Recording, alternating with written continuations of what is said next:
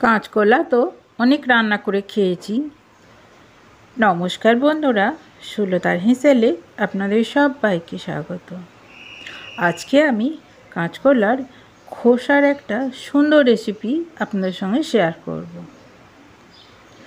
আর হ্যাঁ, আমার এই রেসিপিটি আপনাদের ভালো লাগলে লাইক দিতে ভুলবেন না যেন, আর একটা সাবস্ক্রাইবও করে দিতে পারেন। চলুন তাহলে।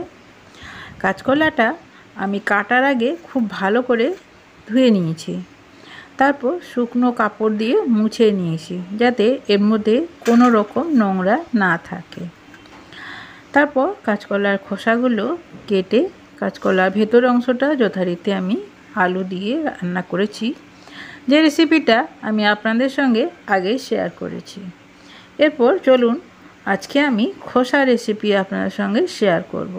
আর এই যে ডাঁটি আর এই যে ভেতরের মুখের দিকের যে অংশটা, এই অংশগুলো ফেলে দেব, আর শুধু এই সরু সরু খোসাগুলো আমি নিয়ে নেব। তারপর এই খোসাগুলোকে আবারও আমি ঘষে ঘষে পরিষ্কার করে ধুয়ে নেব 2 থেকে 3 বার জল পাল্টে পাল্টে। তারপর খোসাগুলো আমি প্রেসারে দিয়ে দেব। খোসাগুলো একটু শক্ত হয়, সেদ্ধ হতে সময় লাগে। আর এই যে দেখুন, আমি 10খানা সিটি দিয়ে আমি খোসাগুলোকে একদম নরম করে নিয়েছি। কত সুন্দর দেখুন, সেদ্ধ হয়ে গেছে। আর একটু হাতে করে আমি চটকে নিচ্ছি। হাতে করে ঘষে ঘষে চটকে নিলে এই থেকে একটা দেখবেন খুব সুন্দর একটা গন্ধ বের হয়, যেটা আমাদের খেতে খুব ভালো লাগে। আর এই কাঁচকলার খোসার মধ্যে, আর হ্যাঁ, এখানে বলে রাখি, কাঁচকলার খোসাটা যখন সেদ্ধ করবেন খুব বেশি জল দেবেন না, এমনভাবে সেদ্ধ করবেন যাতে জল ফেলতে না হয়, কারণ জলের মধ্যে প্রচুর পরিমাণে আয়রন, তারপর আরও যেসব মাল্টিভিটামিনগুলো রয়েছে সেসব ভিটামিনগুলো বেরিয়ে যাবে।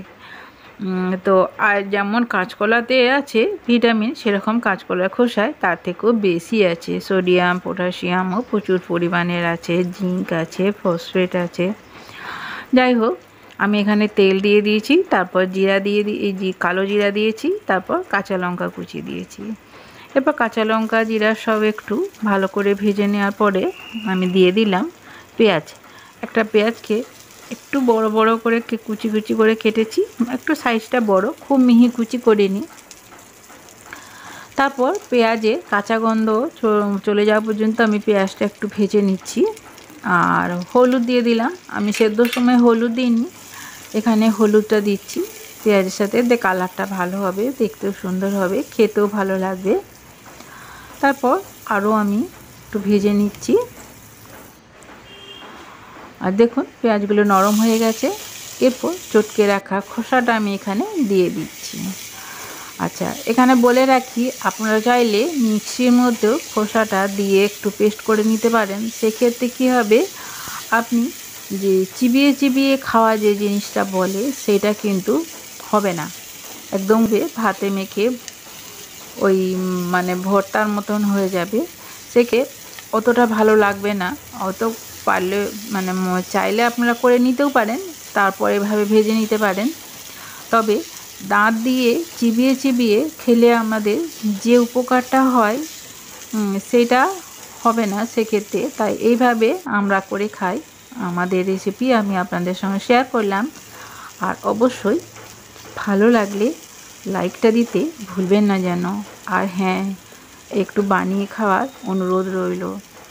দেখবেন এইভাবে গরম ভাতের সাথে সাইড ডিশ হিসাবে এই কাঁচকলার এই রেসিপিটা খেতে কিন্তু দারুণ লাগে।